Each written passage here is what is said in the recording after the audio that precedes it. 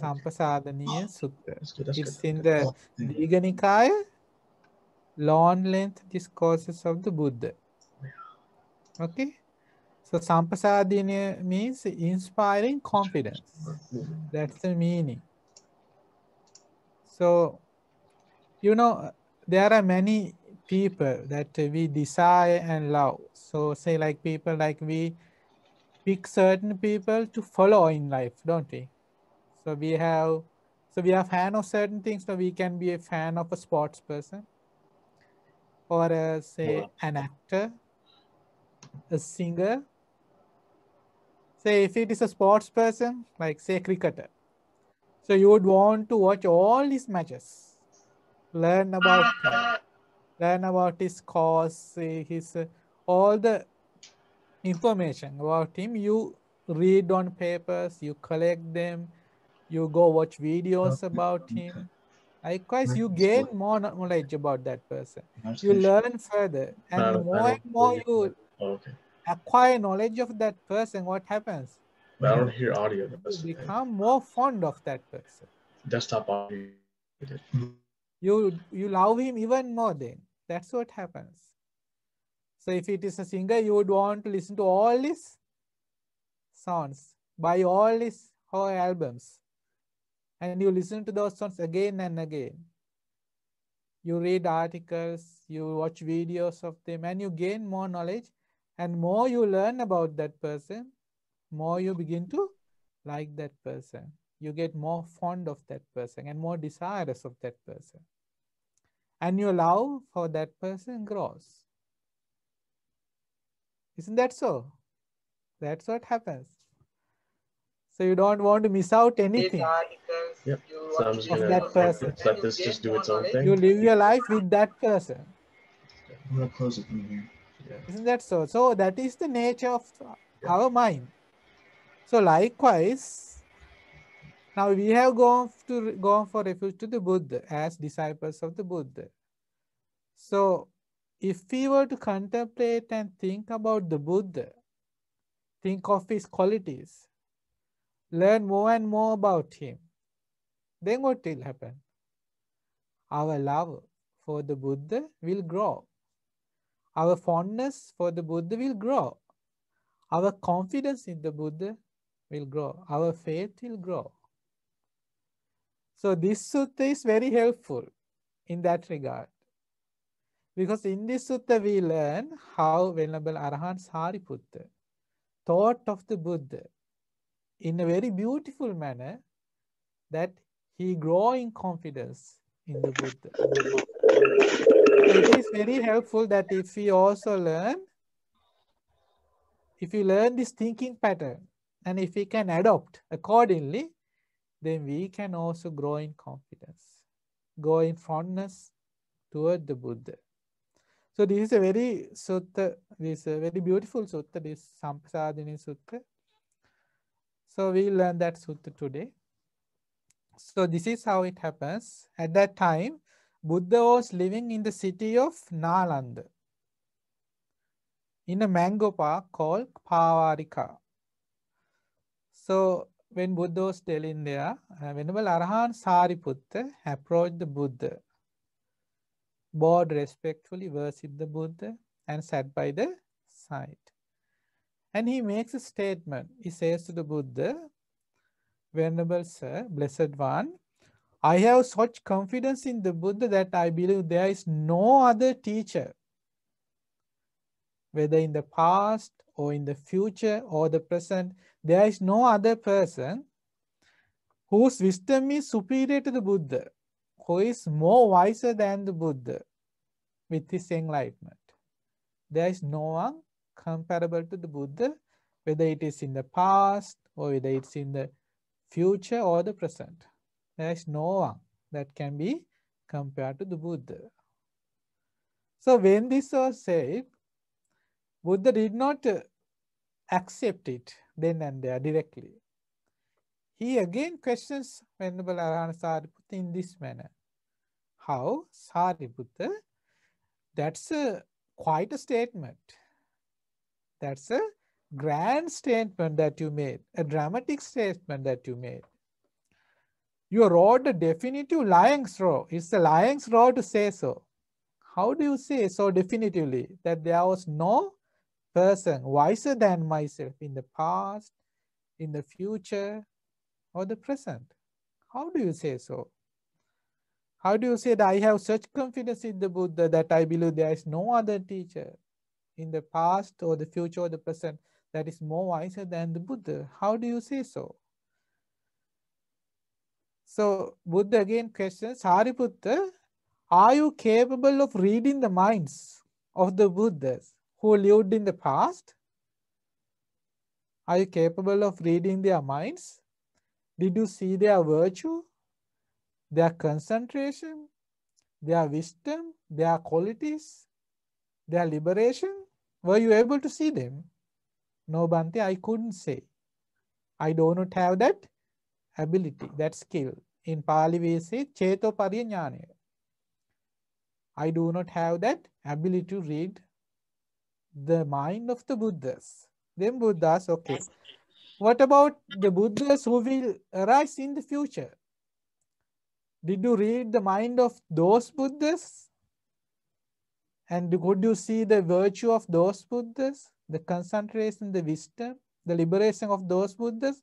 That you say that there is no equal to me? There's no one that is more wiser than me? Then again, Venerable Arana Sariputta say, no, I can't. I do not see so. Then is there a person in the future, in the present? Did you see my mind? Were you able to read my mind and make this statement? Then again, Venerable Arahant Sariputta says, no, I cannot read the Blessed One's mind either. So Buddha again questions, so if that is so, if you can't read the minds of the Buddha, you can't read my mind clearly, you can't also read the mind of Buddhas who lived in the past, also the Buddhas that would be arising in the future, then how comes Sariputta? How do you say so that I am the wisest? There is no one that is more wiser than myself, whether in the past, the future, or the present. How do you make this bold statement? Asked the Buddha. So then Venerable Arahant Sariputta, Venerable Sariputta answers, Blessed One, though I don't comprehend the mind of the Buddhas in the past, the future, or the present, still I understand this by inference from the Dhamma. That means I came to this conclusion through evidence and reasoning through the Dhamma. So I thought in a certain manner in accordance with the Dhamma and I arrived at this conclusion. I made this deduction, said Venerable Arahant Sariputta. So then he goes on to show how we deduce this with a nice simile. Okay, the simile is, suppose there is a king's capital city, a king's city. And around this city, there is a huge wall built, a parapet wall. And this wall is so thick that there is a patrol path that a person can patrol around the castle or the city. Okay? So that means it's so wide that there is a pathway on the parapet wall, so a person can go around and check the parapet wall. And to this capital city of the king, there is only one gate. So there is a wise gatekeeper. So this wise gatekeeper patrols this path and he checks whether there is any other place other than the gate where a person or any creature for that matter can enter. And this wise gatekeeper, so his job is to only take friends in and keep enemies out. He will only open the gates for friendlies, ones who are trustworthy. So in this way, he protects the people inside the city. So that is his duty. So he patrols this path and checks whether there are holes, cracks, or crevices, so that any other person or creature for that matter, can enter. Then he realizes, other than the entrance, the gate, even a cat, there is not a place where even a cat, a small creature like a cat, can enter.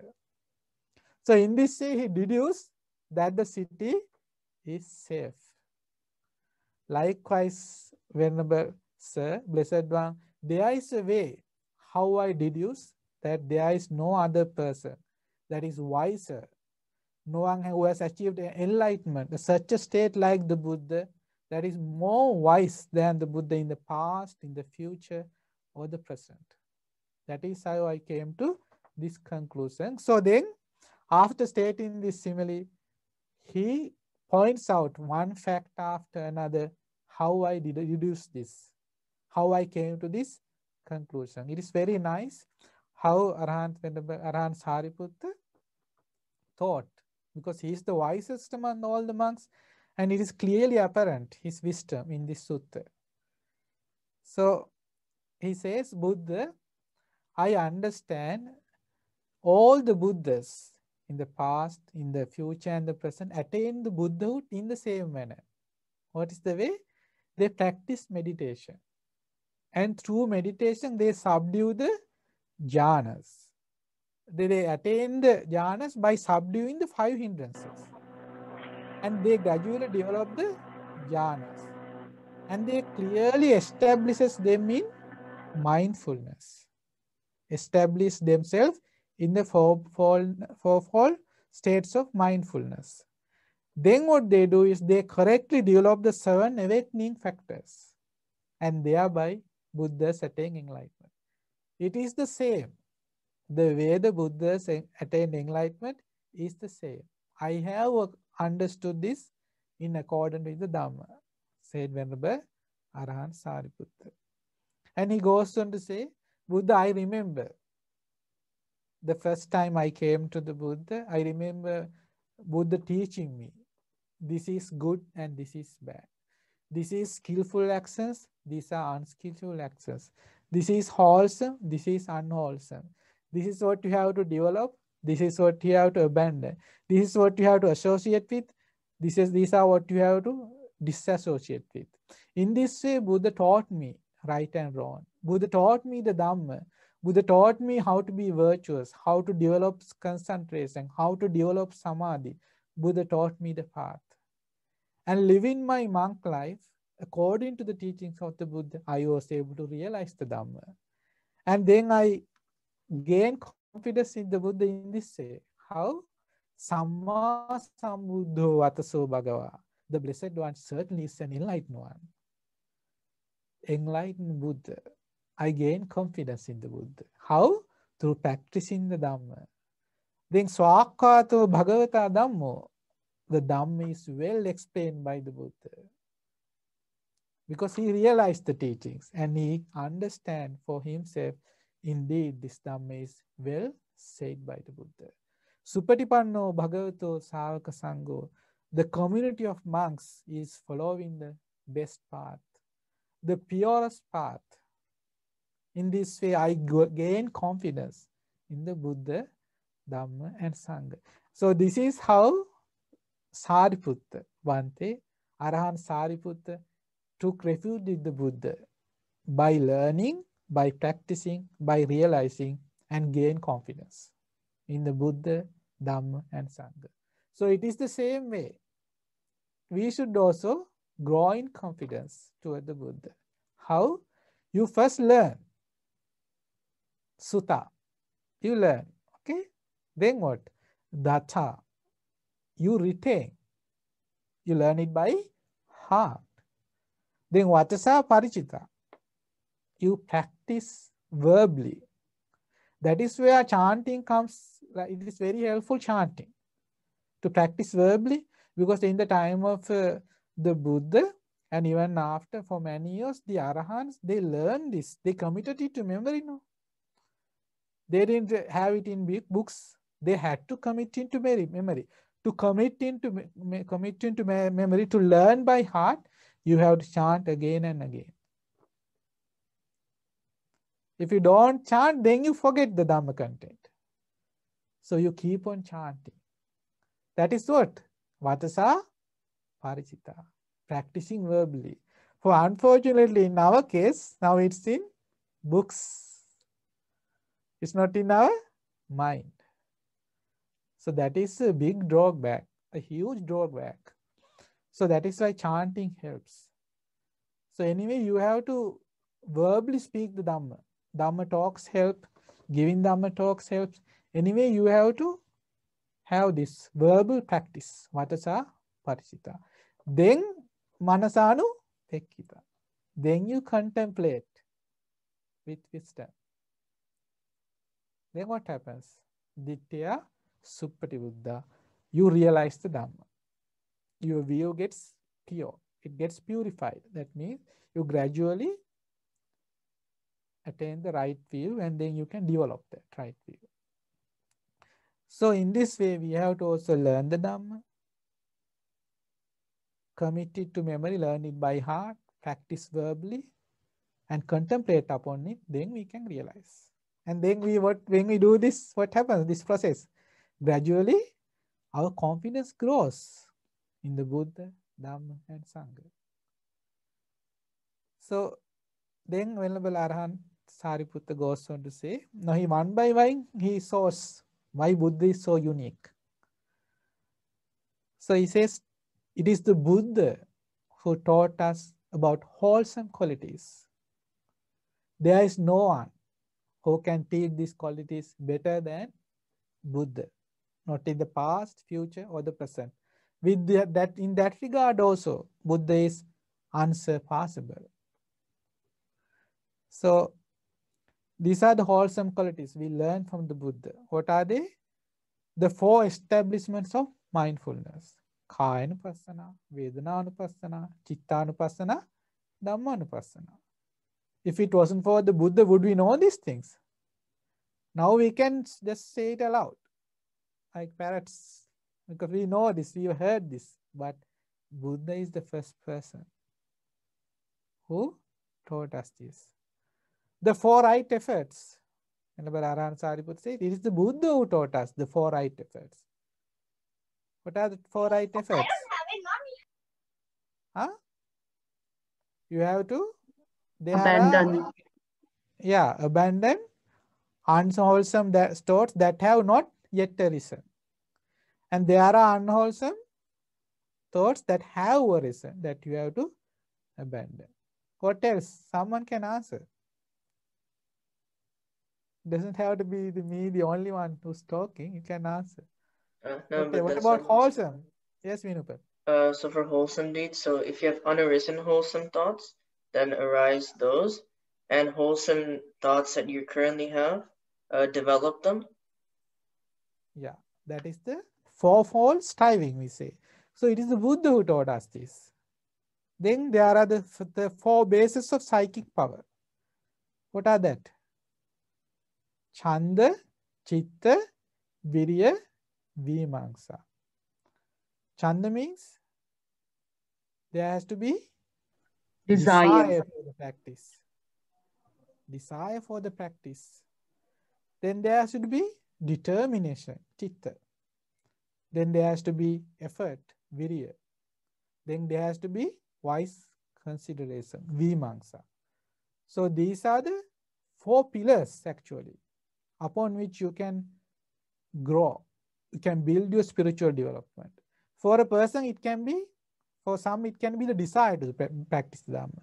For another, it can be the determination. Another person, it could be effort. For another, it can be wise consideration. For whatever thing that is more apparent to you, based upon that, you have to develop the other qualities as well. So in this way, Venerable Sariputta says, it is the Buddha who taught us this, no one else. Oh, sorry, Bhante. Yeah. But is this for base of psychic power? Is that for developing concentration, Bhante? You can develop, even for developing concentration, samadhi, it has to be there. Okay. All in all, for spiritual development, this has to be always, you can't progress in the path. Okay? Okay. We say Irdhipada. Yes. Okay. So then the 5 spiritual faculties. What are the 5 spiritual faculties? Shraddha, Virya, Sati, Samadhi, Prajna. Shraddha is confidence. Virya again effort. Mindfulness, concentration and wisdom. So once you have gone for refuge to the Buddha, the triple gem, to some extent, these are instilled within you. Then gradually they have to grow. You have to develop these qualities. And these qualities become part and parcel of you when you become stream-entered. And these 5 qualities, what we call the 5 spiritual powers, faculties, then become 5 spiritual powers. It's the same. The same 5 become powers. It is based on these powers, based on this strength, that you abandon the unwholesome and develop the wholesome. What are the 5 powers then? Confidence, effort, mindfulness, concentration, and wisdom. It is the Buddha who taught us these things, say the Sariputta. Then the 7 awakening factors. What are those? Can someone say the 7 awakening factors the Buddha taught us? Mindfulness, the first one, Bhante. Sati, yes, mindfulness. Dhamma Vicaya, the Dhamma Vichaya, wise consideration. Anyone else? We should know these things, no? We've been learning Dhamma for a long time now. Piti Sambojjhana. Like in an order, or like orderly, like you would say in the correct order. Sati, Dhamma Vichaya, Virya Sambojjhana. Virya Sambojjhanga, effort. Piti. Piti is what? Joy. joy. Passaddhi. Samadhi. Passaddhi is you feel light, mental and physical lightness is there. Passaddhi, then Samadhi, concentration. Then Upekkha Sambojjhanga, equanimity. So in this way, gradually, when you develop the path, these 7 awakening factors comes into fulfillment. And then Buddha taught us what else? The Noble Eightfold Path. Right view, right intention, right speech, right action, right livelihood, right effort, right mindfulness, right concentration. So Sariputta Bhante says, Buddha, it is you who taught these things. And I don't see any other person that is more wiser than Buddha with regard to this teaching these factors of wholesome qualities in the past, future, or the present. In that regard, Buddha is unsurpassable. There is no one similar to the Buddha. So, by these, a monk realizes the undefiled liberation of the mind and liberation by wisdom in this very life by practicing these qualities. And he lives having realized it with his own insight due to the destruction of defilements. If you do so, you can eradicate all the defilements. But Bhante, this is unsurpassable when it comes to wholesome qualities. The Buddha understands this without exception. There is nothing to be understood beyond this. There is nothing more. Buddha realized all of that. Whereby another teacher might be superior in wisdom to the Buddha when it comes to wholesome qualities. That will never happen. Because Buddha is supreme in that regard. Then Arahant Sariputta went on to say, describing the sense faculties and objects. It is the Buddha who taught us about the sense faculties, internal and external both. And there is no one else who has more knowledge of that than the Buddha, in the past, in the future, or the present. Buddha taught us there are the 6 senses, eye, ear, nose, tongue, body, and mind. Then there are the 6 external sense objects, sounds. What are these? Forms, sounds, smells, tastes, tangibles, and mind objects. Buddha had a full realization of this. That is why Arahant Sariputta said it is the Buddha who taught us, because Buddha fully comprehended these facts. You know, in the Kottita Sutta, there's a nice conversation between Venerable Sariputta and Kottita, Arahant Kottita. So Kottita Bhante comes to Venerable Sariputta and says, Venerable Bhante, friend, please tell me, is the I bound to the forms, or is this the reverse? Like, is the I bound to the forms, or the forms bound to the I? Is the ear bound to the sounds, or the sound bound to the ear? Likewise, with regard to the internal and external senses, are they bound together? To which the Venerable Sariputta answered, no, Bhante Kottita. The I is not bound to the form, nor is the form bound to the I. The ear is not bound to the sound. The sound is also not bound to the ear. Likewise, with regard to all the six senses, having said that, he says, the bondage there is because of the I and the form. If there arise chandaraga, lustful desire, that is the bondage. If because of the ear and the sound, there arises lustful desire, that is the bondage. And Venerable Sariputta Bhante gave a very nice simile to understand that phenomenon. What is the simile? He said, imagine there is two oxen, okay, two cows, and they are bound together. One is black and one white cow and black cow. So this white cow and the black cow is bound by a rope. Okay, each and the end of the ropes, each end is bound to the two cows, the black and the white cow. If a person seeing this were to say, the black cow is bound to the white cow, or the reverse, the white cow is bound to the black cow, is that correct to say so? Arahant Kottita say, no, that is wrong. What in fact happened is, what is the bondage here? The bondage is the rope. Likewise, with regard to the internal and external senses, the bondage is what? The lustful desire that arises there. That is the bondage. So who taught all these things? Buddha taught these things. And in that particular sutta, it is very nice. Then they praises the Buddha. Arahant Sariputta praises the Buddha in this way. In that Kottita Sutta, he says, Blessed One, the Buddha also has eye. And Buddha also see forms, just like us. Buddha has an ear, and he also hears sounds. Buddha has a nose, and hears smells.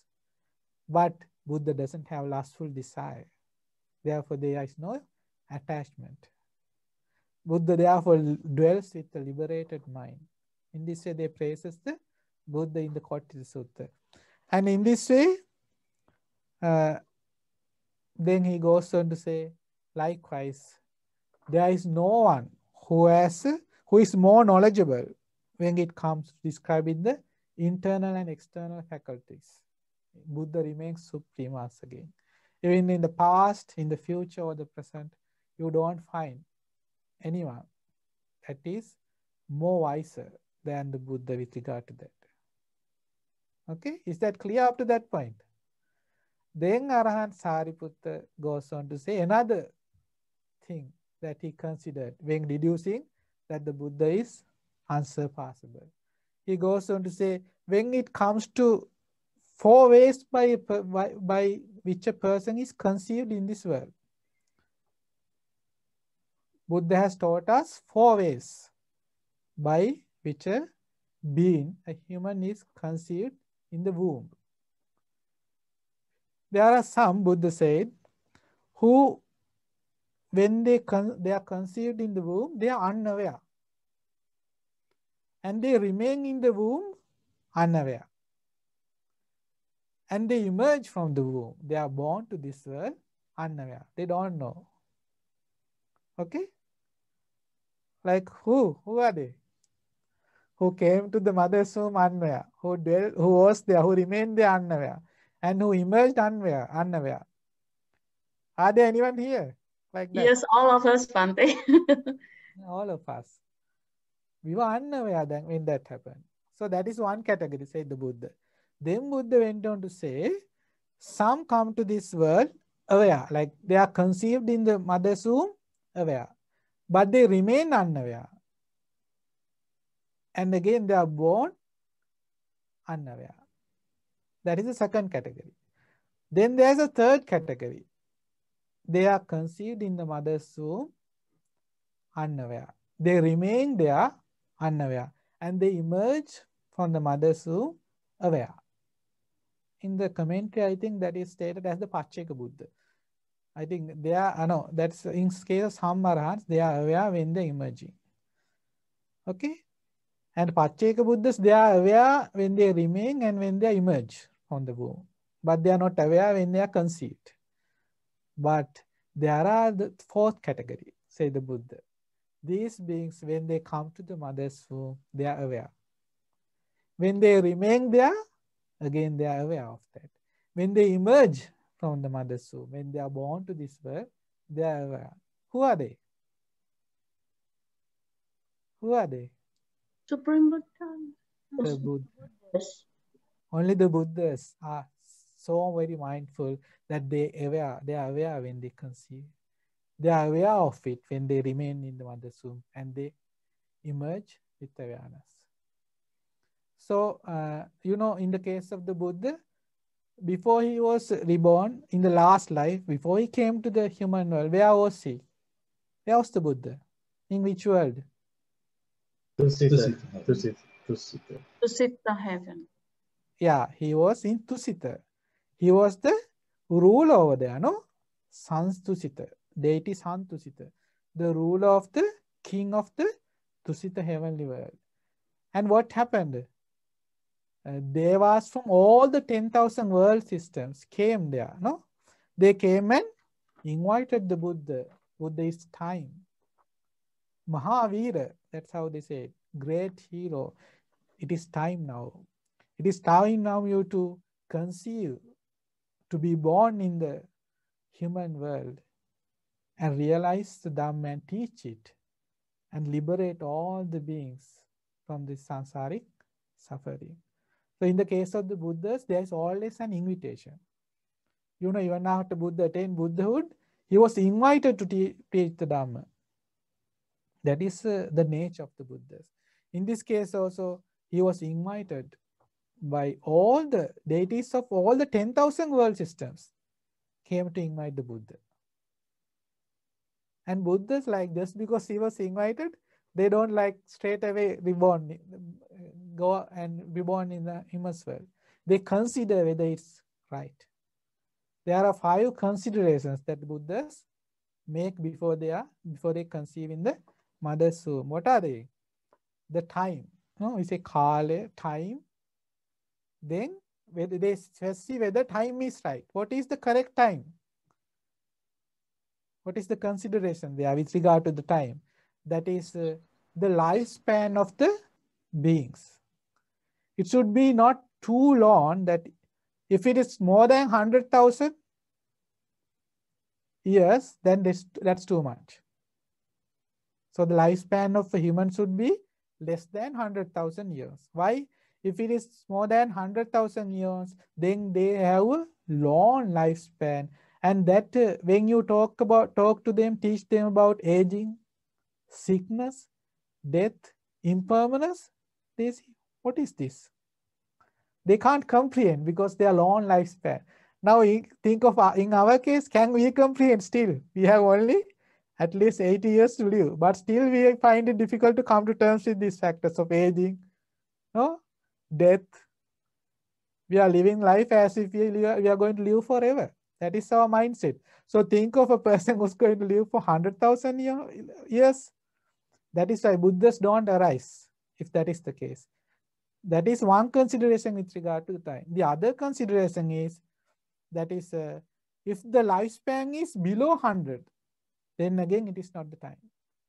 What happens when the lifespan diminishes below the 100 is the defilements are more strong.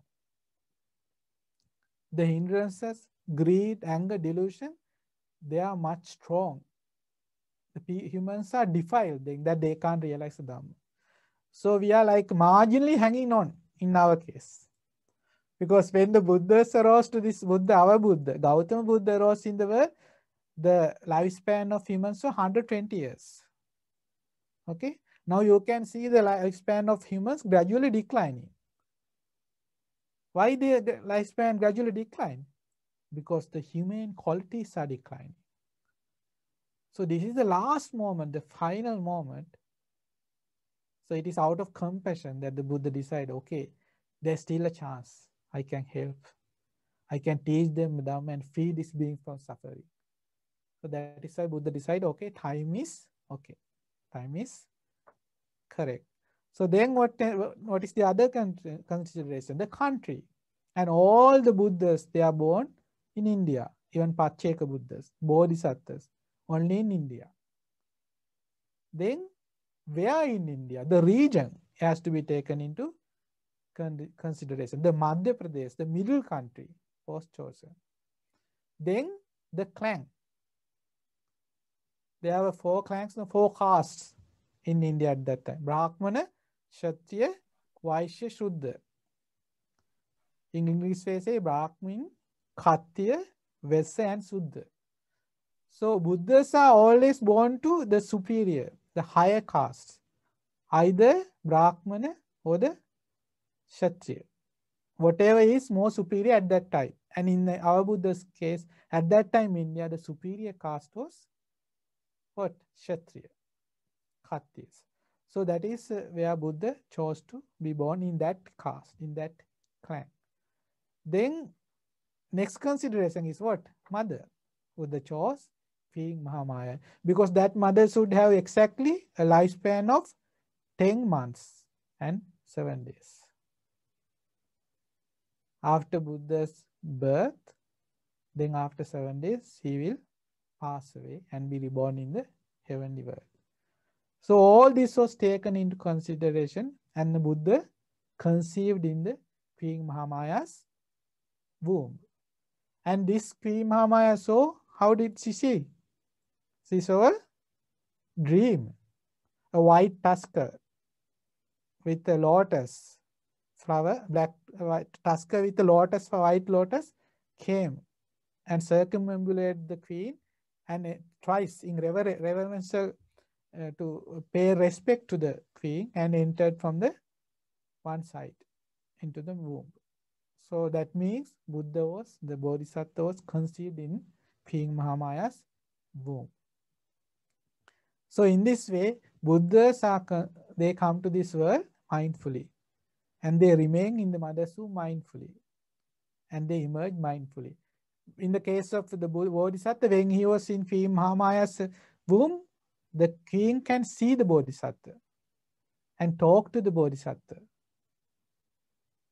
These are miracle things that happens with regard to Buddhas only. And then normally, how does a mother deliver a child to this world? Either laying down or in a sitting position. But with the Buddhas, Bodhisattvas, while standing, Queen Mahamaya gave birth to King Siddhartha. So in this way, all this happened with mindfulness with regard to the Buddhas. So Sariputta, Arahant Sariputta says, with regard to these 4 ways by which a being is conceived in the mother's womb, there is no one who has a superior knowledge than the Buddha in the past, future, or the present. Do the scientists know these things in this world? The doctors, they have no clue that such things happened in this world. So then, ways of revealing someone else's thoughts. Okay? Then Buddha is capable, Buddha has taught 4 ways by how a person can read another person's mind. Whenever Arahant Sariputta says, it is Buddha who taught us these 4 ways. What is one way of reading the other person's mind is by the physical signs. You can read another person's mind. This is what he is thinking now. Likewise, you can exactly say what is going on in his mind. That is one way, said the Buddha. What is the second way Buddha has taught to read a person's mind? That is, the second way is after hearing from a human or a non-human or a deva. You can say this is what, that means the devas can see a person's mind. Non-humans can read the mind. And also people who can develop jhanic states, they can read the mind. So you ask that person and he tells this is what he's thinking. That is why when you go to certain shrines that are made for devas and non-humans, you go and ask, like, what's wrong with my life? So they read your mind and tell. That's what's happening. Deval, shrines, things. That's what happens. There are non-humans there. They read the mind and tell. So that is one way of reading a person's mind. That is the second way. Third method is, Buddha said, that is, you can read a person's mind by, you focus on the person's thoughts. You attain a certain jhanic state. In that jhanic state, you can listen to that person's applied and sustained thought. Vitakka vipara. Because before we speak up, we think things, no. We think in the mind. There is the mental formation, then you speak up. So this mental formation, these thoughts, these applied and sustained thoughts, it also has a sound. But we can't hear it from our naked ears. But once you develop the jhana, samadhi state, then you can hear that sound. Then by that way, you can read that person's mind. That is the third method. The fourth method Buddha has taught us is to read a person's mind is that you attain a dhyana where there is vitakka vipara, like applied and sustained thought, like the first jhana. And in that jhanic state, you can see the mental formations of another person. And you know, you can tell this thinking pattern. This is what you are thinking now. This is what you will think next. And they are wrong. You can tell so in that state of samadhi. That is the fourth method. Venerable Sariputta says, if Buddha didn't tell us these things, we don't know.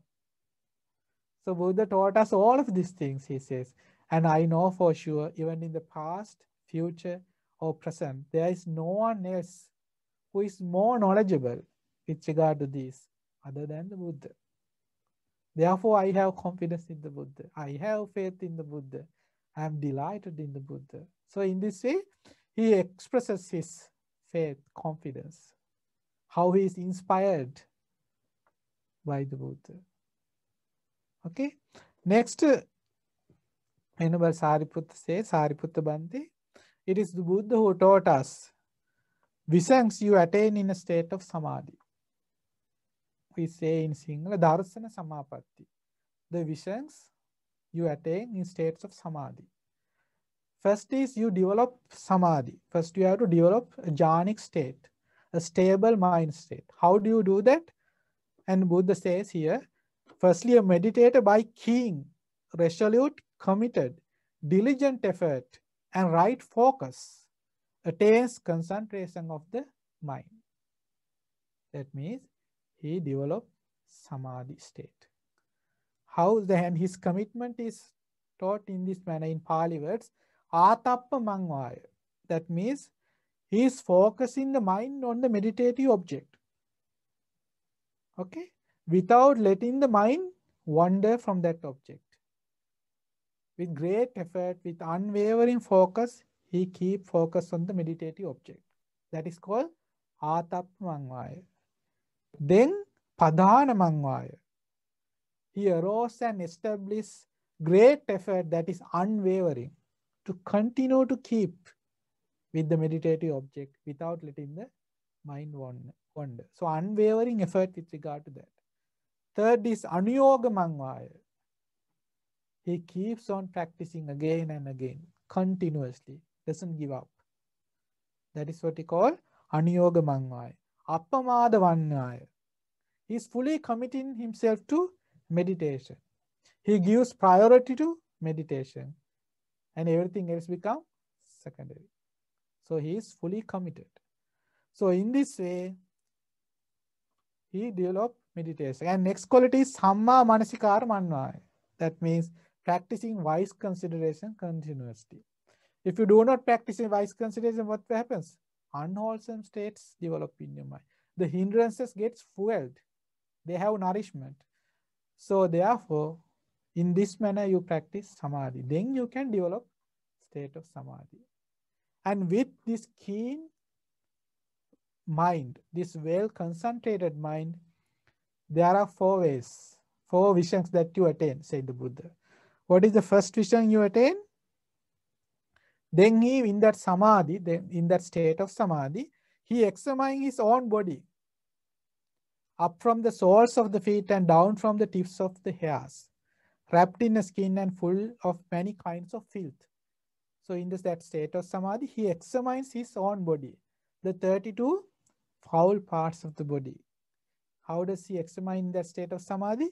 In this body, there is head hair, body hair, nails, teeth, skin, flesh, sinews, bone, bone marrow, kidneys, heart, liver, diaphragm, spleen, lungs, intestines, mesentery, undigested food, feces, bile, phlegm, pus, blood, sweat, fat, tears, grease, saliva, snot, synovial fluid, and urine. So in this way, he examines the 32 foul part of the body in a meditative state, a concentrated state of samadhi. So that is the first vision. Okay. Then Buddha went on to teach the second vision. What is the second vision you attain in the state of samadhi? You go beyond examining the 32 foul parts, and then you focus on the skeletal structure, the bones. He then goes beyond skin, flesh, and blood and examines a person's bones. This is the second attainment of vision. Second, darsana samapatti. What is the third darsana samapatti? Third attainment. Then he goes further onwards. Develop a samadhi. Then he can see beyond the skeletal structure. And what does he see? Beyond the bones. He see, this is how it is in the Pali. Purisassa viññāna sotang pajanati ubheto abbocinnang idaloke patittitancha paraloke patittitancha. Viññāna sotang. He understands the person's stream of consciousness. He sees the consciousness. Now can you see your consciousness, how it works? You can't see the workings of the consciousness. But in the state of samadhi, you see viññāna sotang pajanati. Understand the person's stream of consciousness. How is it? Ubheto abbochinna. Unbroken on both sides. What are both sides? Idaloke patittitancha, paraloke patittitancha. Established in both this world and the next. This is the third attainment of vision.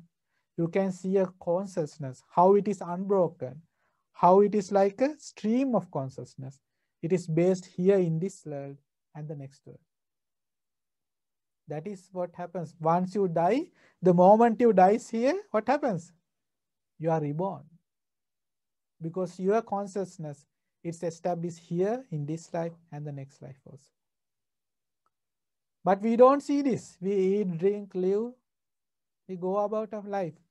But any moment, any given moment, our consciousness is established here in this world and also the next world. That is why it is called Viññāna Sota. A person's stream of consciousness, unbroken on both sides, established in both this world and the next. This is the third attainment of vision. That is why, in the Aditya Pariyaya Sutta, Buddha said, it would be better, bhikkhus, to lacerate the eye with a red hot iron, burning, blazing and glowing, than for grasping a form. So like, see, you are thinking of you are seeing a beautiful form. How do you see a form? There is the eye.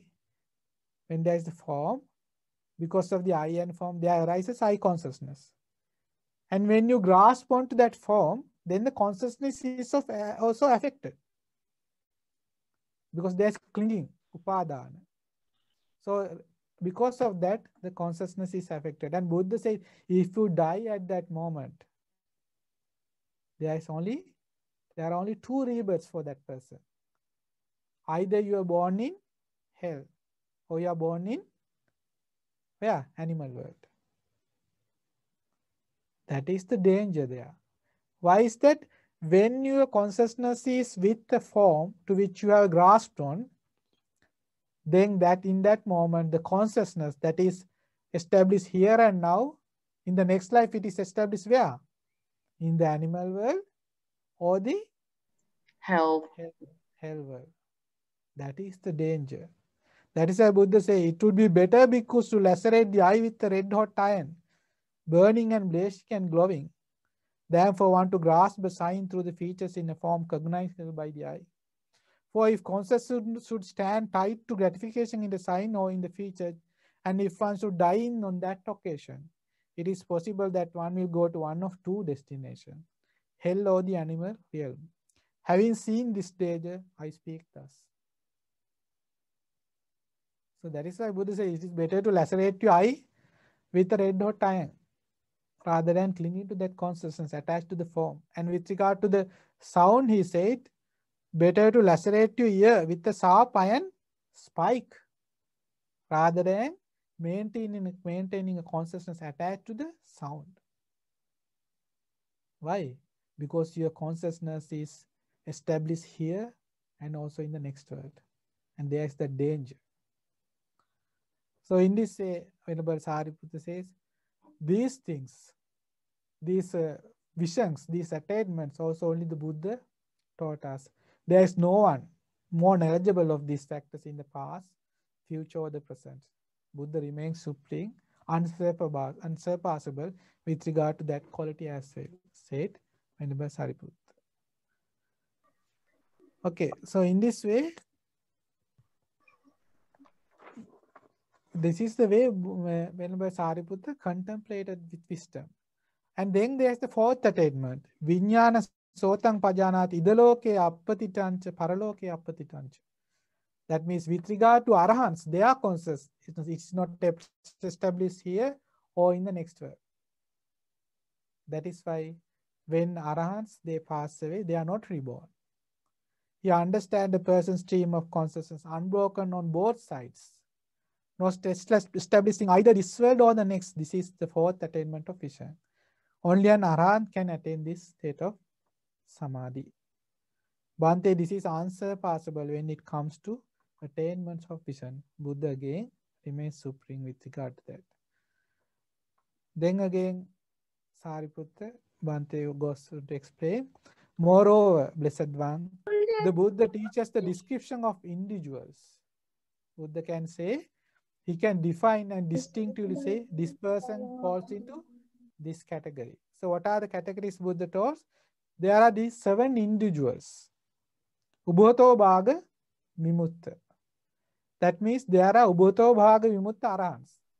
So with Ubhato Bhaga Vimutta Arahants, they gain liberated by, they practice Samadhi up to the 8th jhana. And they develop wisdom until you become an Arahant. That is Ubhato Bhaga Vimutta. That means liberate from both sides with regard to state and Samadhi and wisdom. Then there is Panya Vimutta. In the case of Panya Vimutta Arahants, they develop Samadhi, they can develop Samadhi only to the 4th jhana. But they develop wisdom until you become an Arahant. So therefore, they are liberated by wisdom. So they are called Panya Vimutta. So these are distinctive characters Buddha see. Then Kaya Sakti, Dittapatta, Saddha Vimutta. Kaya Sakti means the personal witness. Dittapatta means the person attained to view. Saddha Vimutta is the person freed by faith. So they develop the path primarily based on either wisdom, mindfulness, or effort. That is with regard to Kaya Sakti, Dittapatta and Saddha Vimutta. Then there is Dhammanusari, faith follower. Sorry, one who contemplates in accordance to the Dhamma and realize. So it's called Dhammanusari, the follower of the teachings by wisdom. Then there is Saddhanusari, faith follower. So he bases himself in faith and gradually progresses in the path. So there are in this way distinctive characters with regard to the practice. So all of us as individuals, we fall into these 7 categories. Once you progress in the path, we don't know which. So anyhow, this nature of beings, that is also realized by the Buddha. That is why Venerable Sariputta says, again with regard to this factor, there is no one more wiser than the Buddha, even in the past, future, or the present. So next, Arahant Sariputta says, the fourfold striving, the striving, how to strive to realize the Dhamma. So this is also taught to us by the Buddha, how to develop the 7 awakening factors. Sati Sambojjhanga, Dhamma Vichaya, Virya, Piti, Passaddhi, Samadhi, Upekkha. How to develop these awakening factors. It is the Buddha who taught us these things. No one else. And there is no one else who is more knowledgeable of these factors than the Buddha in the past, future, or the present. So with regard to this, Bhante, this is unsurpassable when it comes to the kinds of striving. The way you are supposed to develop the awakening factors, Buddha again is unsurpassed. Then Bhante Sariputta says, moreover, the Blessed One, how the Buddha teaches the ways of practice. For each individual, the path is different. How the path is going to work out for them is different for each individual. So for some, it is dukkha patipada, danda abhinya. That means the practice is difficult for them. And also the realization, it comes slow. Dukkha patipada means the practice is difficult. Danda abhinya means they gain realization slowly. That is one category. Then the next category is Buddha says dukkha patipada kippa abhinya. For them, the practice is difficult. Practice difficult means the hindrances are very strong in that person. That means he finds it difficult to attain state of samadhi. Meditation is difficult for that person. He is so easily drawn to sensual pleasures. He quickly gets angry. He is more sleepy all the time. And his mind is regret, like he always regrets on certain things. And he has doubts about the path. So that means dukkha patipada. That means the practice is difficult for that person. So, and there are certain people, dukkha patipada kippa abhinya means their realization is fast. Though the practice, he finds it difficult to attain samadhi, he can quickly realize. That's what happened with regard to Arahant Moggallana. He falls into that category, dukkha patipada kippa abhinya, because he found it difficult to attain the states of samadhi. Buddha helped him. In the Pachalayana Sutta, Arahant Moggallana was meditating and he had fallen asleep. Buddha saw this. He was far away in another place, but with his divine eye, he saw. And he came there and advised Venerable Arahant Moggallana, establish yourself in the first jhana. And he helped him to practice the jhanas, and he helped him to advise him to get rid of the laziness and also the sleepiness. And Arahant Moggallana was able to attain the jhanas, and he became actually the foremost among monks with spiritual powers. To have spiritual powers, you should be very clever and skilled in states of jhana, samadhi. To attain jhana and to raise from them, you should have many skills, and he was the best at that. After he practiced, after he fulfilled the path. So dukkha patipada kippa abhinya was Arahant Moggallana, because he quickly realized. Once he attained the jhanas, he quickly realized. Dukkha patipada kippa abhinya. Then there is the third category, sukha patipada danda abhinya. For them, the meditation is easy. They can easily subdue the hindrances. So they can attain jhanas, but the wisdom doesn't develop quickly. Wisdom, the realization comes slowly. So even this time, in the present day, there can be people who can attain jhanas, but still the realization is not fast. It comes slowly. So they fall into the category of sukha patipada danda abhinya. Then there are the fourth category, sukha patipada kippa abhinya. The practice comes easily. They can easily attain jhana states, and they realize quickly, like in the case of Venerable Sariputta. Because just by hearing 2 2 stanzas of a verse, he attained Sotapan. He became a Sotapana disciple. No, when Asadi Swamingansa, Arahanta Asadi said just 2 stanzas of a verse, he became a Sotapana disciple. And he achieved Arahanthood how? He became Arahant by listening to the Dhammasarana taught to one of his relatives, Diganaka, on feeling. He was standing and fanning the Buddha that day. Still he became an Arahant. How? Sukha Patipada Kippa Binya. So Venerable Arahant Sariputta fall into the 4th category. So to which category do the majority of people nowadays in the present day fall into? First category, Bhante. What is that? Dukkha Patipada Kippa Binya. The practice Danda is difficult. Binya. Sorry, Dukkha Patipada Danda Binya. Practice is difficult. Also realization comes very slowly. Now if you have faith in this Buddha's realization of these categories, if you find the practice difficult, would you give up? Huh? Would you become impatient? Would you look for shortcuts? Or would you seek out another teacher? Okay, maybe this is wrong, what time practice, I should go to another person. Would you do that? No, you have faith in the teachings of the Buddha. For some, it is difficult. For others, it may be easy. Then you don't feel jealous when you see another person having samadhi. They can meditate well. That is the nature. Because just as there are differences in our physical features, why we are born of our karma. Buddha said, eye, ear, nose, tongue, body, mind. All these 6 senses are our past karma. So the mind is also affected by karma.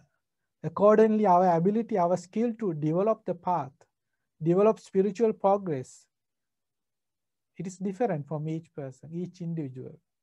That is what is Buddha. That is Buddha's realization, his understanding, his system. So we have to have faith in that. So here, Venerable Sariputta has faith in this. He said there is no one more superior with regard to teaching of these different characteristics of individuals other than the Buddha himself. It's in the past or future or the present, you don't find anyone else that is more capable other than the Blessed One. Then Arahant Sariputta says, the behavior in speech. And moreover, Blessed One, how the Buddha teaches behavior in speech. How Buddha taught us to speak. So see how humble Sariputta Bhante is. He is the wisest among all the monks. And see his gratitude toward the Buddha. He says it is the Buddha who taught us how to speak properly, not anyone else. Buddha taught us not to lie, not to speak divisively, not to engage in idle chatter, not to argue with others, not to talk aggressively, trying to win over the other person. This is the type of talk Buddha says you should refrain from. And speak only wise words, invaluable and timely manner. In a timely manner, when it is fitting, you have to talk wise words. That is why Buddha advised the monks. Monks, when you get together, either dwell in a state of meditation or talk on Dhamma, nothing else. Do not engage in idle chatter. So that is why in the Pali language, we don't find foul words like in any other language. It's very pure, the language used by the Buddhas, the Arahants. So, because it was used for spiritual development, for nothing else. They only talked about Dhamma. And you know, in Buddha's life, do you find any place, any moment that he has corrected himself? How many times do we correct ourselves? We say something and say, no, that's not what I meant. And how many times have you regretted the words you have spoken? How many friendships you have lost because of the words you have spoken? How many times have you hurt other people because of the words you have spoken? But in the life of the Buddha, there is no wrong speech. Every word he uttered, every word he spoke with mindfulness. he spoke with wisdom. And those words he spoke with those words, because of that, they arose in this world arahants, once returners, non-returners, and Sotapanna disciples who realized the teachings of the Buddha.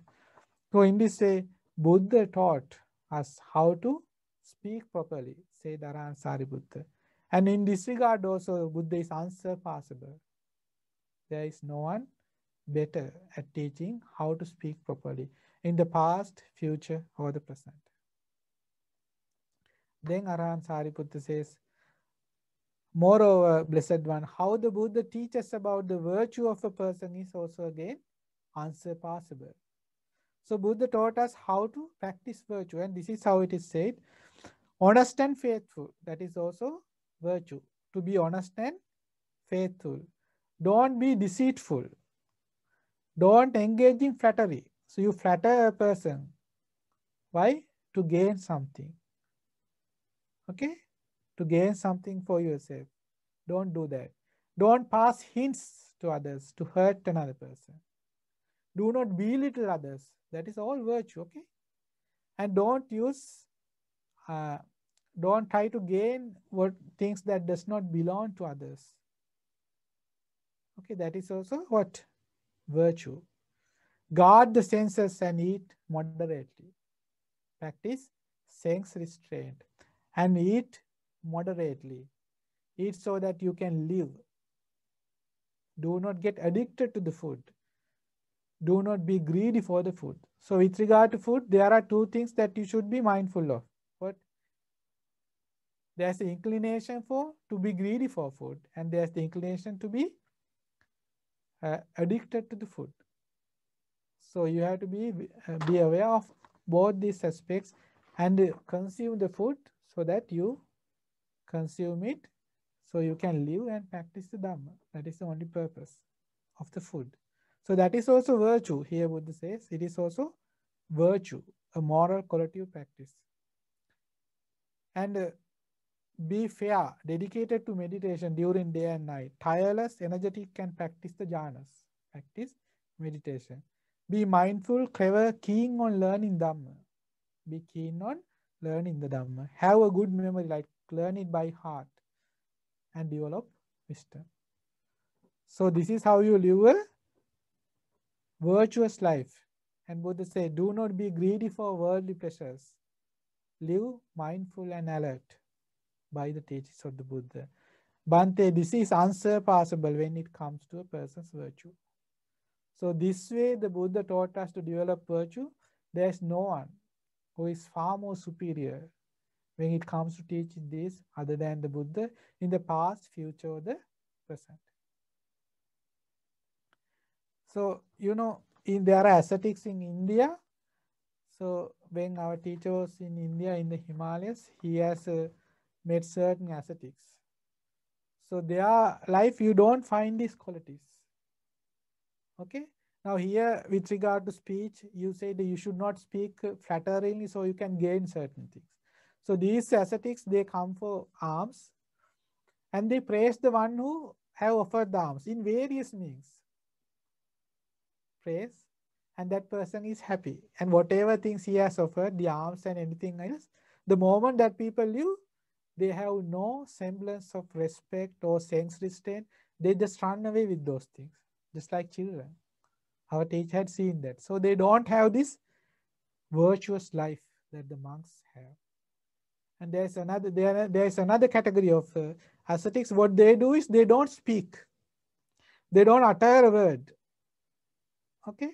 So normally when a person speaks, you can see whether he's a knowledgeable person, whether he's a learned person, whether he's a wise person. So if a person doesn't speak, then you can't recognize. Yes. Okay, so these ascetics, what they did was, like, they remain silent and people say, oh, these people, they don't even speak. They are so grand. They are so very special. So in this way, what they are gaining praise and gain. So that is improper. That is not the way of a virtual life, a moral life, a life guided by principles.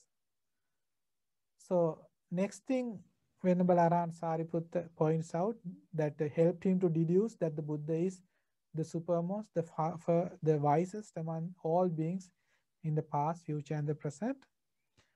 Blessed One, how the Buddha teaches the different types of instructions is unsurpassable. There are these 4 types of instruction. Buddha knows by investigating inside another individual.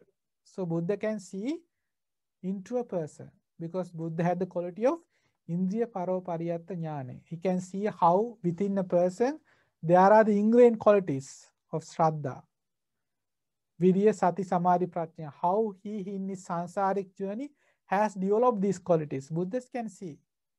And Buddha know if I teach this Dhamma, he will eradicate, say a person might eradicate the 3 fetters, Sakkaya Ditthi, Vicikiccha, and Silabbata Paramasa.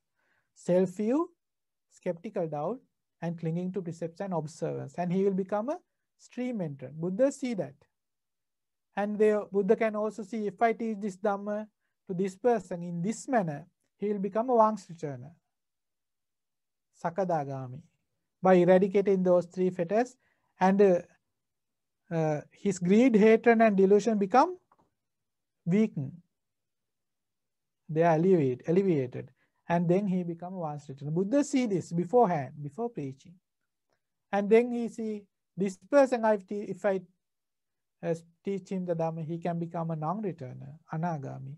And if I teach this person the Dhamma, he will surely eradicate all the defilements and become a Arahant. That can be seen. So Buddha has this skill, this ability. So no one else is there that who can see this more than the Buddha. Buddha again is unsurpassed with regard to this. There is an incident in the Tinsamatta Sutta where 30 monks who dwelled in the forest. So they lived in the forest. They only used 3 robes. They always went for alms, Pindapata. So these monks came to visit the Buddha once, 30 of them, and Buddha, he saw the ingrained qualities, the qualities they had developed over time in the sansaric journey. And seeing this, Buddha said, okay, I have to teach them the Dhamma in a way that here, once seated in this position, they become Arahants. So these particular 30 monks, they had the skill to recollect on their past births.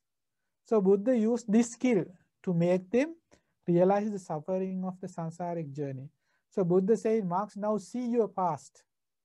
See how in this sansaric journey, when you are born as cows, when you are born as goats, when you are born as hens, that you were beheaded, and see the blood that was shed.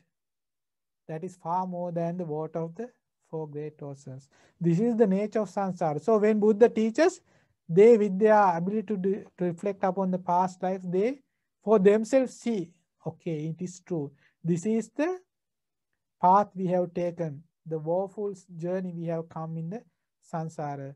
So they were able to realize the teachings, give up all attachment to this life and attain liberation. So in this way, Buddhas see and they teach accordingly so they can attain fruits of the path. And also there was, in the Dhammapada, the story of the weaver girl. Buddha went to a village and Buddha taught them Marananusati, how to contemplate on death, mindfulness of death meditation. So only one girl who was just 16 years old, she learned it by heart and she practiced this for 3 years. She practiced mindfulness on death. And one day Buddha saw, Buddha compassionately surveys the whole world every day and see, is there a person who is going to realize the Dhamma? And he saw that day that this girl would realize. So out of compassion, he again goes to that same village. And the girl, a weaver girl, a weaver family, comes and sits there to listen to the Dhamma. And Buddha teaches the Dhamma. Buddha said a nice verse, Andhabhuto ayang loko. These people of this world, they are blind. Tanuketta vipassati, only few in this world develop wisdom, insightful wisdom. Sakunto jalamutta appo saggaya gajjati. Only these few who in this way practice and develop insightful wisdom, just as some birds that escape from a net that is laid there by a hunter of birds, few are reborn in the Devas world. So this girl realized the Dhamma and became stream entrant. And Buddha saw this beforehand, okay? These qualities, these faculties have developed in her now that she can realize the Dhamma. So this quality, with regard to this also, Venerable Arahant Sariputta says, Buddha, Bhante, you are unsurpassable when it comes to the different types of instruction as well. So only a Buddha can instruct in that manner. No one else has that ability. How much more time do we have? How much long? Arjuna Putta, could you Arjuna? see? It's 9:38 for us. We still have I think we still got some time. Just want to check. 10 with- to Yes. 30 minutes? 30 minutes? 30 minutes, yes. Okay, that's good. So, okay, then the knowledge and liberation of others, the next aspect. So, here what this would say, and more Bhante, how the Buddha teaches the knowledge and liberation of other individuals is also unsurpassable.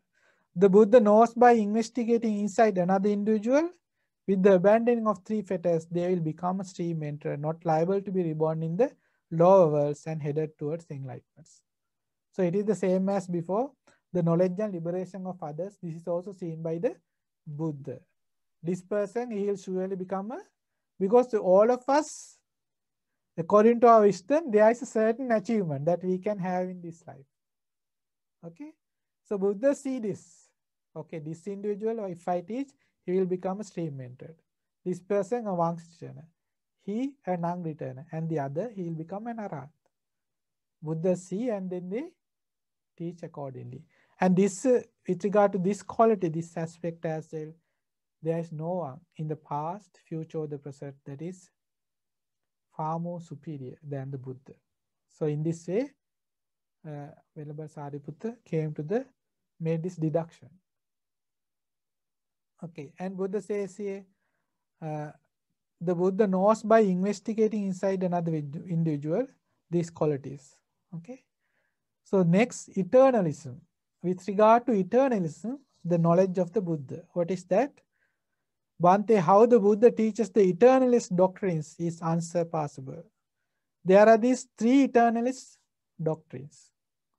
So how people arrive at this eternalistic view.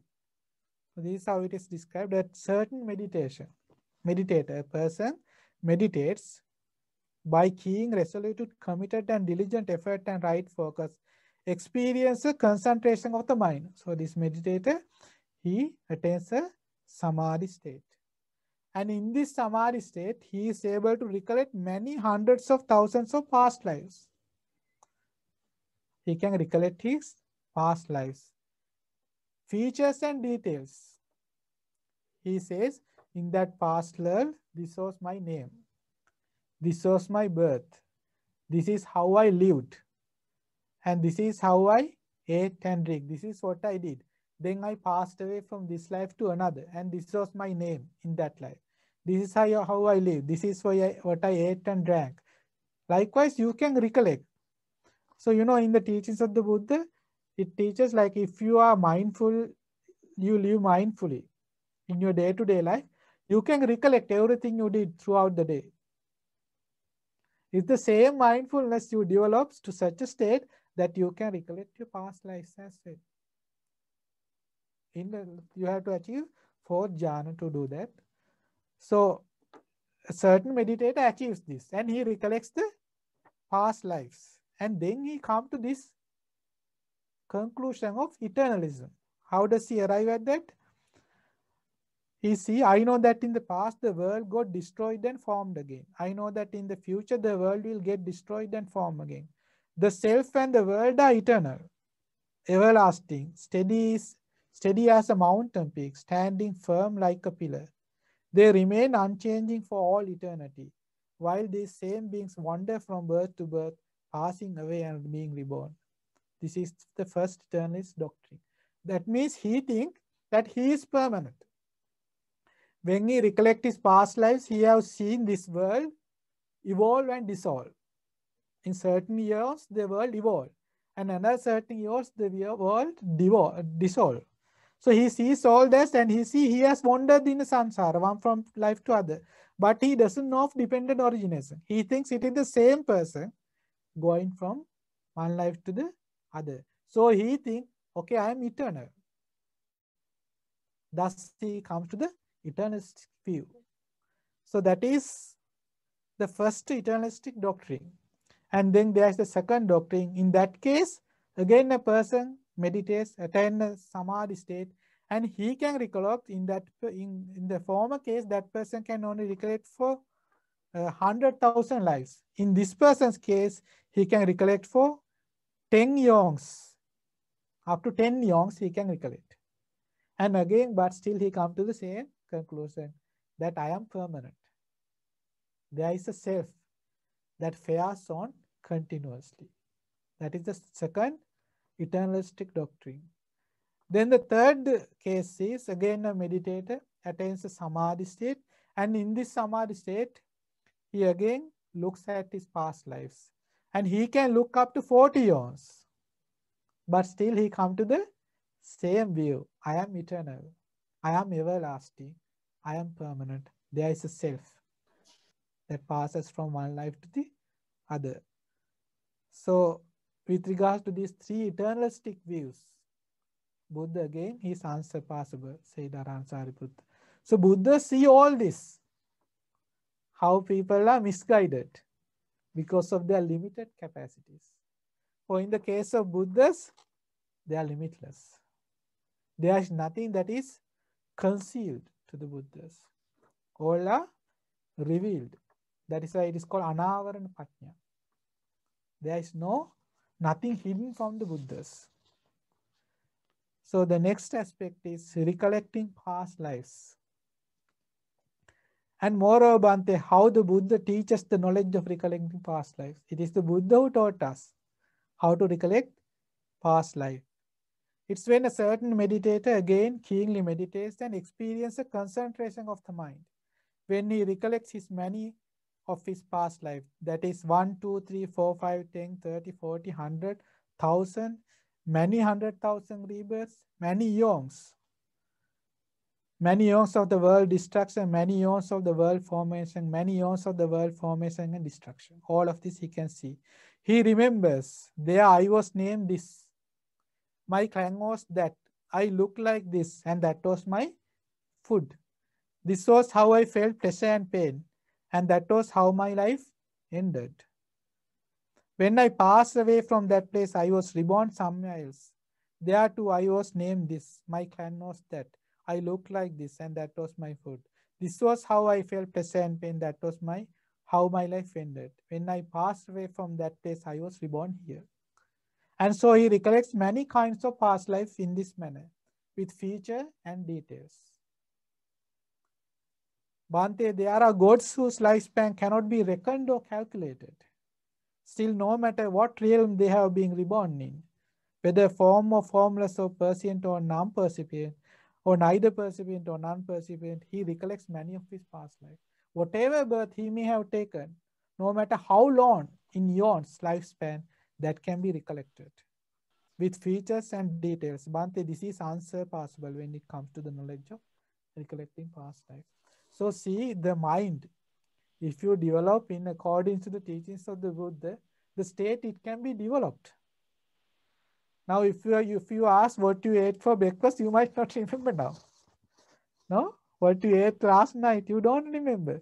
But the same mind, through the teachings of the Buddha, it can be developed to recollect manifold past eons.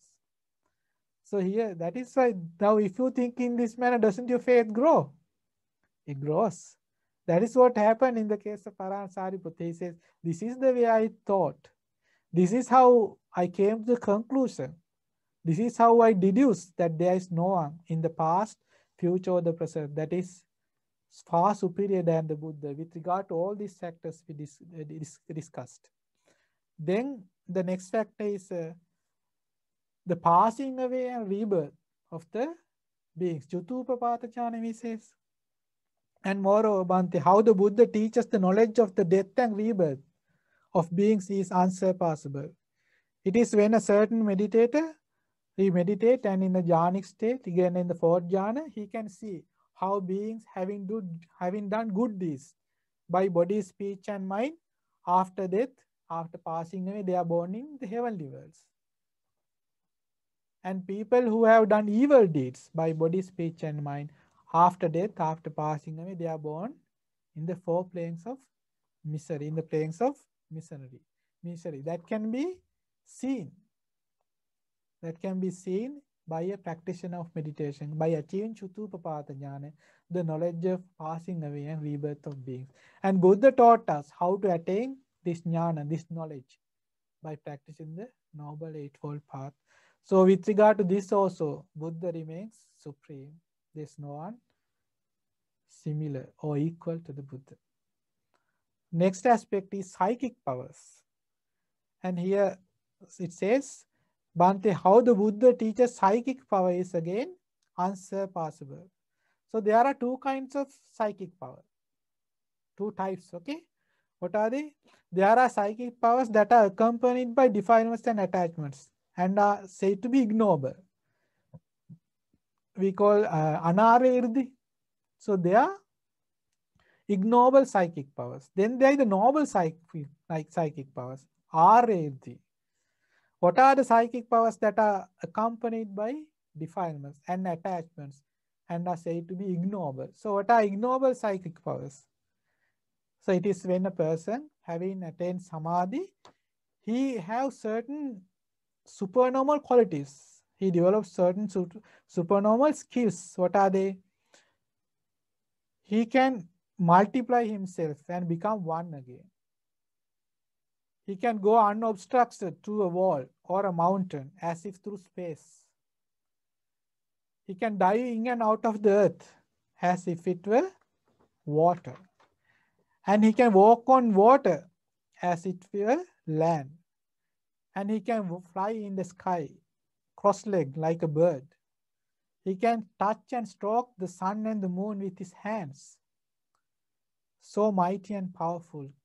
He can control all the world up to the Brahma world. So these are all psychic powers.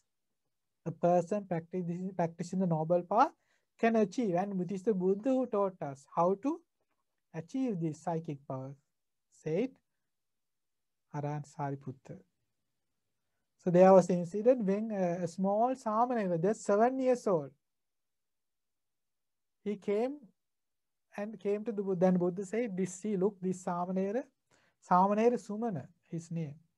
Sumana Samanera, he is coming from the Himalayas. He went to the Himalaya to fetch water, and in that lake there was a Naga. And he was with his psychic powers, he tamed this Naga. And it is from this Anavatapta lake that he is bringing this pot of water, said the Buddha. 7 years old, and Arahant with psychic power. Why?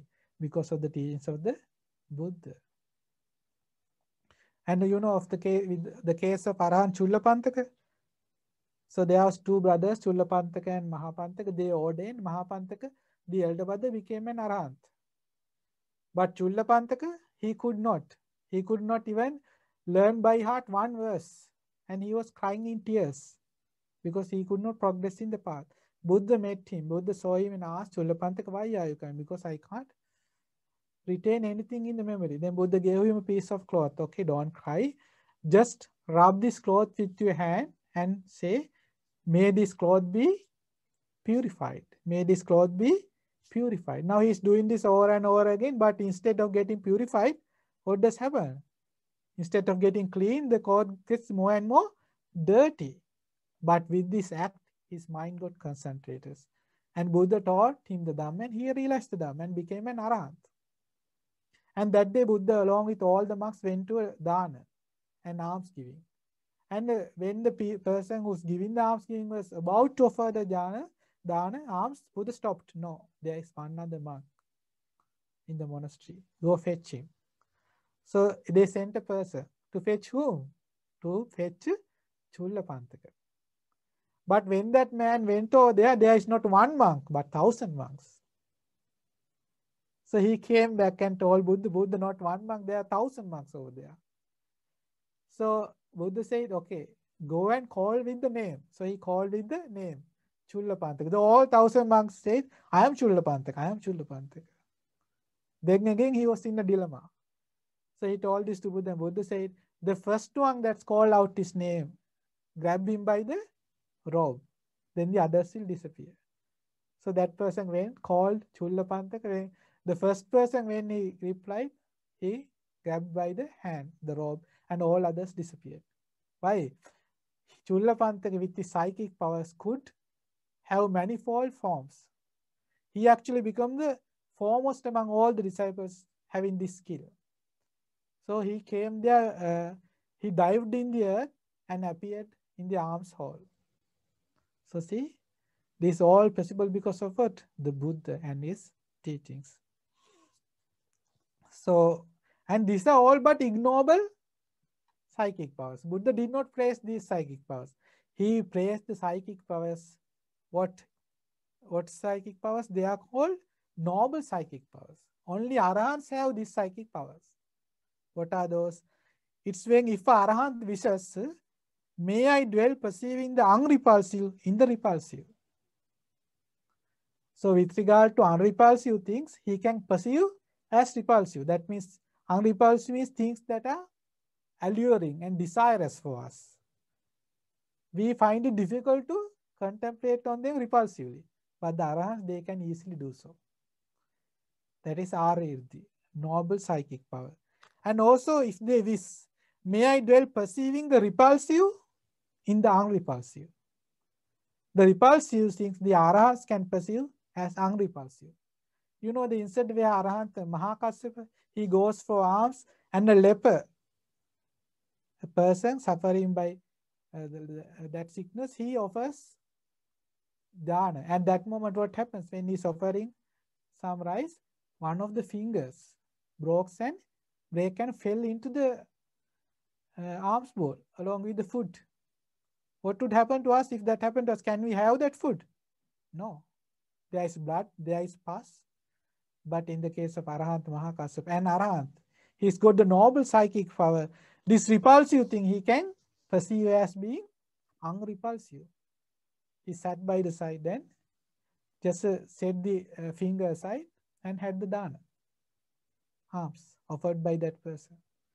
Why? They have this noble irdi, psychic power. So this psychic power is what Buddha praised. And also they can dwell perceiving the unrepulsive in the repulsive. And they can also dwell perceiving the repulsive in the unrepulsive and also both repulsive. They can dwell staying equanimous, mindful and aware, rejecting both the repulsive and the unrepulsive.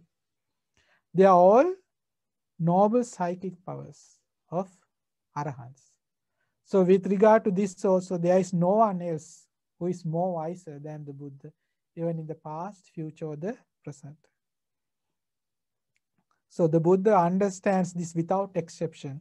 There is nothing to be understood beyond this, whereby another ascetic or Brahmi might be superior in direct knowledge to the Buddha when it comes to psychic powers. Then the 4 jhanas. The Buddha has achieved what should be achieved by faithful person, by the energetic and strong, by manly strength, energy, vigor, and exertion.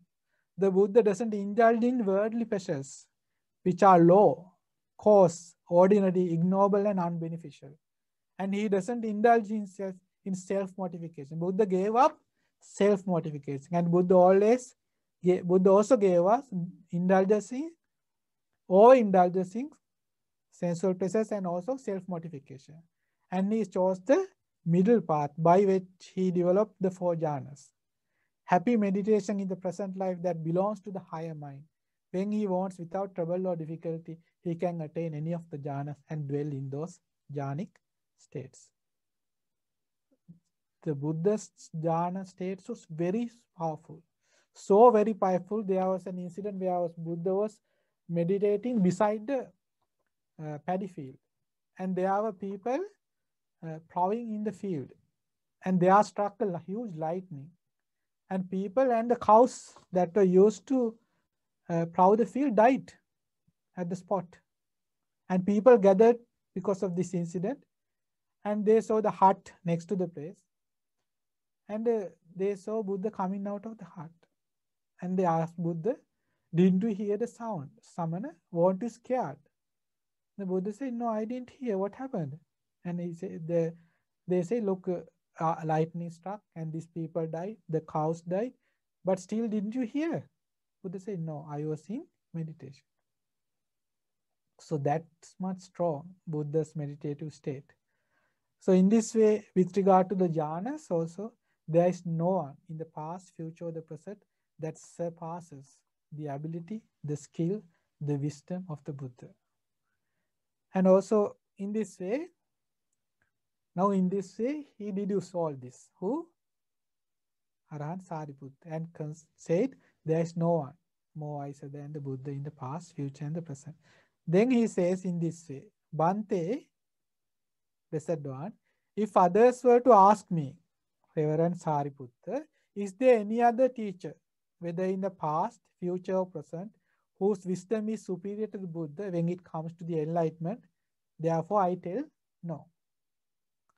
Again, if a person were to ask me, Bhante, Reverend Sariputta, is there any other teacher, whether in the past or future, whose wisdom is equal to the Buddha?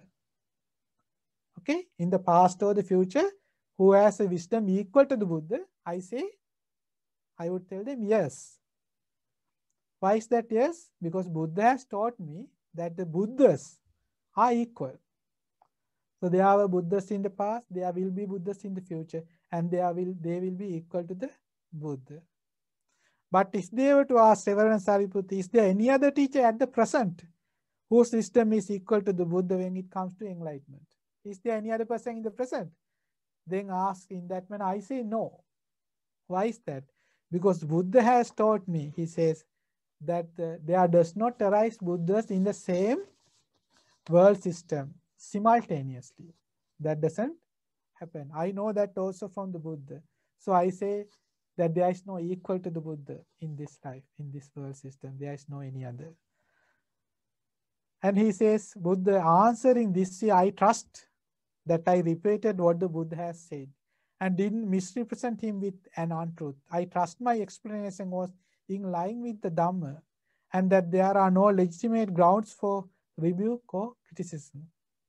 Then Buddha replies, indeed, Sariputta, in answering this way, you repeat what I have said and don't misrepresent me with an untruth.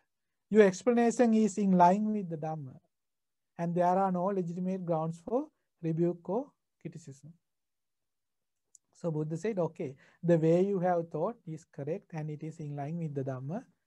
It is correct, the deduction you made that in the past, future, or the present, there is no one far more superior than the Buddha, his enlightenment, his wisdom. And then there was Venerable Udai listening to this conversation. Venerable Udai, who was sitting in that assembly, said to the Buddha, it is incredible, Bhante, it's amazing. The Buddha who has so few wishes, such contentment, such detachment. Even though the Buddha has such power and might, he will not show off himself. Buddha is such a mighty character, with such esteem, with such skills, but he doesn't show off. If other teachers were to see even a single one of these qualities in themselves, they'd carry around a banner to show off that effect. They would carry banners with them, say, look, I have this quality, I have this quality, even if they had even a single quality like the Buddha. It's incredible, Bhante, it's amazing. The Buddha has so few wishes, such contentment, such detachment. Even though the Buddha has such power and might, he will not show off himself. And the Buddha replied, see, Udai, how the Buddha has so few wishes. It is the nature of the Buddhas that we have such few wishes, such contentment, such detachment. even though Buddhas are of such power and might, such amazing, marvelous human beings. It is true, if other teachers were to have these qualities, they would sure carry banners mentioning, I have this quality, I have that quality. But that is not the case with the Buddhas. So then Buddha says to Venerable Arahant Sariputta, so Sariputta, you should frequently teach this description of the Dhamma to the monks, nuns, male lay followers and female lay followers. Buddha said, Sariputta, teach these things the way you taught to the followers of the Buddha. Monks, bhikkhus, bhikkhunis, upasaka and upasika. Lay followers, male and female. Though there will be some foolish people who have doubt or uncertainty regarding the Buddha, when they hear this description of the Dhamma, they'll give up that doubt or uncertainty. So that is why I told you, if you have any doubt or uncertainty with regard to the Buddha, then you can dispel them by contemplating in this manner. That's how Venerable Sariputta declared his confidence to the Buddha. And that's why the name of this discourse is Inspiring Confidence. So this is Sampasadaniya Sutta. I hope you enjoy the sutta. It's a very beautiful sutta. And I personally love this sutta. And this is like a lays a groundwork for you to contemplate upon the qualities of the Buddha. So if you can learn by heart this sutta, these factors, these subtopics, these things we learn, how Arahant Sariputta deduced that the Buddha is the foremost, Buddha is the wisest in the past, future, or the present. And you have written this in mind when you are leisurely, say when you are traveling on a bus, when you are walking, you can contemplate upon this. Then what happens? Contemplate in this manner, think in this manner, gradually your confidence, your faith, your love for the Buddha will grow. A certain Arahant, I don't remember, in his Theragatha, he says, if a person were to contemplate upon the Buddha's qualities, he can live throughout the day with much joy and happiness. So may you also have the good fortune to again read the sutta on your own and contemplate upon the qualities of the Buddha, growing faith towards the Buddha, Dhamma and Sangha, and realize the Four Noble Truths in this Gautama Buddha's dispensation. Sadhu, sadhu, sadhu. Okay, I think we have a break now, no? Is it? Yes, so Yes. I think For we how have long? some questions there, but Okay, you can ask. Okay, it's up to you. You can ask. I can. If you have questions, you can ask.